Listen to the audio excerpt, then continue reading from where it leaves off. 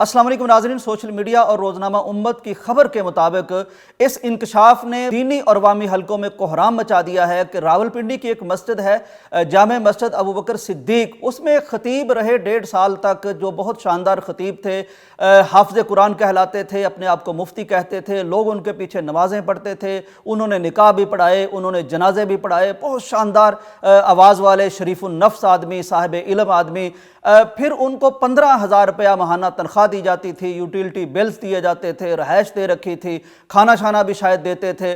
तो हुआ ये कि एक दिन उस शरीफुन नफ्स बेहतरीन मुकर्रर ने मस्जिद की इंतज़ामिया से बात की कि मैं बाहर जाना चाहता हूँ, लिहाजा मुझे छुट्टी दे दी जाए। उसको छुट्टी दे दी गई। उसके कुछ ही अरसे बाद गाँव के या इलाके के कुछ लोगों ने ऐन इसी नक्शो नैन के एक शख्स को, जो उनका खतीब रह चुका था, एक जगह उसी लिबास में जो हिजड़ों का लिबास होता है, वो मेकअप के साथ एक जगह या तो मांगते देखा या फिर इस तरह की कोई हरकत करते देखा। लिहाजा उन्होंने जब आके बताया कि हमारे इमाम मस्जिद साहब, हमें शक है, खदशा है कि वो हमसे तो चले गए हैं, लेकिन वो इस तरह का कोई मामला उनके साथ पेश आ गया है। किसी ने यकीन नहीं किया, क्योंकि उनकी शराफत, उनकी निजाबत, उनकी खताबत, उनका जो भी मामला थे इंसानी, वो बहुत शानदार थे।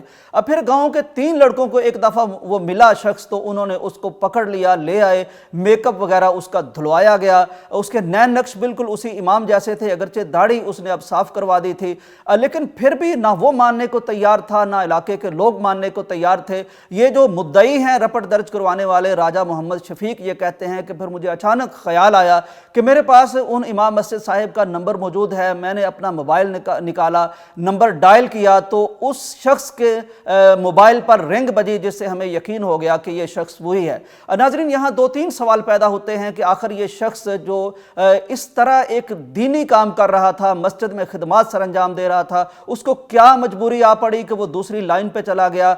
यहाँ ये भी सवाल उठता है कि इसके पीछे पड़ी हुई जो नमाजें हैं, जनाजे हैं, उनका क्या इस्लाम में हुक्म है, और यहाँ हमें यह भी जरूर देखना होगा कि इस शख्स का अपना मौक़िफ़ क्या है। तो सबसे पहले इसके मौक़िफ़ की बात करते हैं। उसने बहुत क्लियर कट अपना एक वीडियो बयान जारी किया है, उसकी वीडियो सोशल मीडिया पर मौजूद है। उसने इंतहाई दुख और दर्द का इजहार किया है, दरअसल इसी की वजह से मैं ये आपके सामने वीडियो बना रहा हूँ। उसने कहा कि देखिए, 11 साल तक मैंने दीनी तालीम हासिल की, मदरसे में पढ़ा, मैंने हदीस पढ़ी, मैंने कुरान पढ़ा, मैंने फ़िक़्ह पढ़ी, मैं एक बेहतरीन स्कॉलर बन के आप लोगों के सामने आया। मेरी खताबत, ये तो मुद्दई भी कहते हैं कि बेहतरीन खतीब था और बहुत शराफत और निजाबत थी उसके अंदर।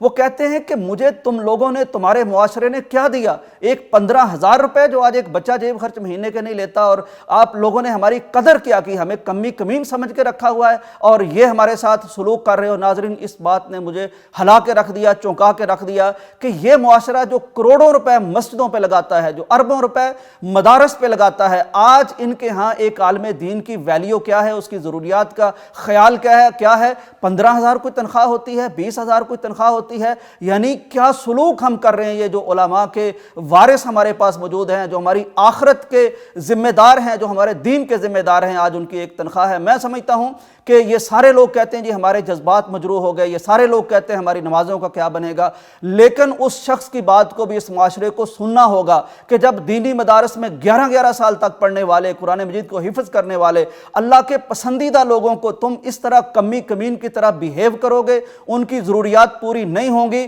तो फिर अगर वो किसी और तरफ निकल जाते हैं तो इसके खाली जिम्मेदार वो नहीं हैं। वो जो भी गुनाह उनको होता है, जो भी गलती उनसे सरजद होती है, उसमें ये मुआशरा पूरी तरह शरीक है, ये मस्जिदों की इंतज़ामिया उसमें शरीक है। अब पिछले दिनों मैंने एक वीडियो देखी, बड़े मारूफ हमारे मुफ्ती हैं, मुफ्ती अबू लबाबा साहब, बहुत साहिब फ़िक्र आदमी हैं। वो तुर्की में गए और उन्होंने ये जायज़ा लेने की कोशिश की कि तुर्की में किस तरह से एक सेकुलर तुर्की से फिर एक दीनी तुर्की उभर के सामने आया, जहां अजान पे पाबंदी थी, हिजाब पे पाबंदी थी, अरबी जुबान पे पाबंदी थी। आज वहां दीन की एक बहार नजर आती है। तो किस तरह आई? तुर्की ने अपने दीन और दीनी ज़रूरियात को किस तरह तरजीह दे रखी है। मुफ्ती अबू लबाबा साहब ने एक वीडियो बना के भेजी है।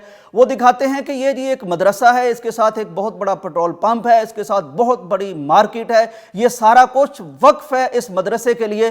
देखिए, जब इस तरह किसी मदरसे को बैक किया जाएगा, मुआशी एतबार से उसके असातिज़ा को बेहतरीन रिहाइशें दी जाएंगी, तो फिर ये तो है दीन को तरजीह देना। इसी तरह मेरे इल्म में पाकिस्तान में भी ऐसी एक मिसाल आई कि एक मस्जिद है जिसके लिए 15 एकड़ वक्फ कर दिए गए हैं, और वहाँ जो रिहाइश खतीब साहब को, इमाम साहब को दी गई है वो करोड़ों रुपए की लागत से तामीर हुई है, बेहतरीन उसका रोजगार है। ये तो है दीन को तरजीह देना।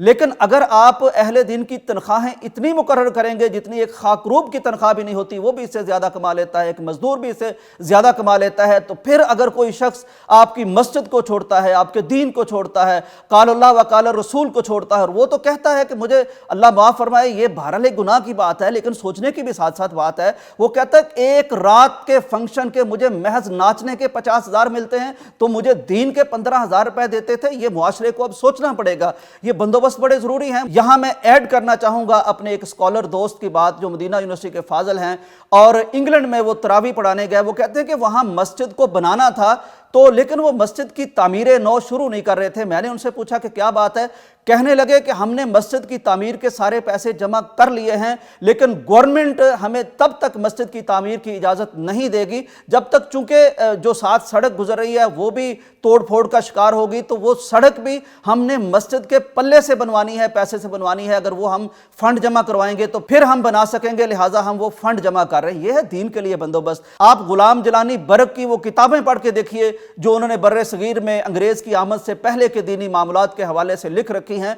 उन्होंने लिखा है कि यहाँ जितने भी दीनी इदारे थे, दीनी मदारस थे, दीनी मस्जिदें थी, उन सब का एक वक्फ होता था, उनके पीछे एक जायदाद होती थी, प्रॉपर्टी होती थी। आज क्यों हम ये नहीं करते कि जब हम मस्जिद बनाते हैं, मदरसा बनाते हैं तो साथ उसकी मईशत को मजबूत करने के लिए क्यों हम दुकानें नहीं बना देते, क्यों हम मार्केट नहीं बना देते, क्यों हम उसके लिए कोई पेट्रोल पंप वक्फ नहीं कर देते, कोई ऐसा इदारा इकोनॉमिकली खड़ा नहीं कर देते कि हर दफ़ा उसे हाथ ना फैलाने पड़े जैसे तुर्की ने किया है, जैसे पूरी दुनिया में हो रहा है। ये बहुत बुरी बात है कि एक मस्जिद का बिल भी आता है तो सारा दिन ऐलान होता रहता है कि मस्जिद का बिल अदा करना, ये हमारी खामी है।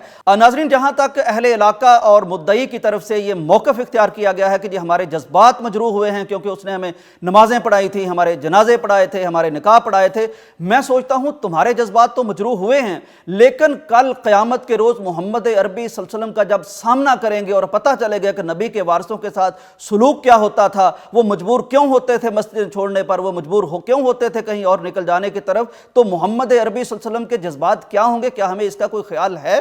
नाज़रीन, जहां तक सवाल यह है कि उन नमाजों का क्या होगा, उन जनाजों का क्या होगा, उन निकाहों का क्या होगा जो इस शख्स ने पढ़ाए हैं और अब इसने ख्वाजा सरा बन गया है, या पहले से भी इसमें कुछ जिन्स की तब्दीली के मामलात थे लेकिन वो नमाजें पढ़ाता रहा, तो बात यह है कि इस्लाम में कोई तीसरी जिन्स इंसानों की नहीं रखी गई। दो ही जिनसें हैं, कमी बेशी हर शख्स में होती है। जैसे एक शख्स ताकतवर हो सकता है, एक कमज़ोर हो सकता है, इसी तरह ये जो इंसानी आज़ा हैं इसमें भी कमी बेशी हो सकती है। तो फ़ुक़हा कराम ने इस हवाले से जो हमें बता रखा है, जो इस्लाम की वाज़े तालीमात हैं, वो ये हैं कि जो शख्स कमी बेशी के साथ जिस जिन्स के साथ ज़्यादा मुशाबे होगा उस पर वही हुक्म होगा, अगरचे वो कमज़ोर हो जिस्मानी एतबार से, मर्दाना कुव्वत के एतबार से, लेकिन अगर उसके निशानात, उसके आसार, उसकी चीज़ें मर्द के साथ ज़्यादा मिलती हैं तो वो मर्दों में शुमार होगा, अगर औरतों के साथ ज़्यादा मिलती हैं तो वो औरतों में शुमार होगा।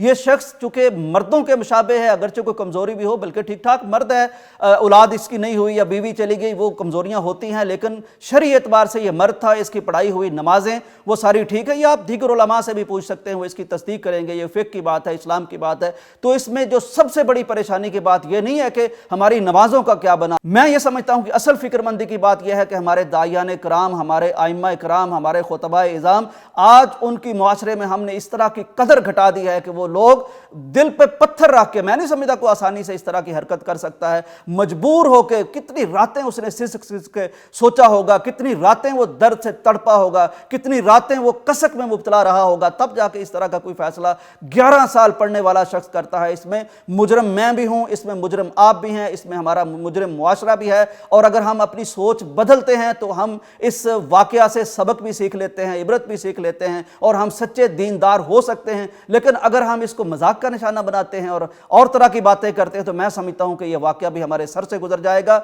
और इस तरह के वाकयात मजीद रूनमा होंगे, मजीद जन्म लेंगे। अल्लाह ताला हमें समझने की तौफीक अता फरमाए। इजाज़त दीजिए, अल्लाह हाफिज़।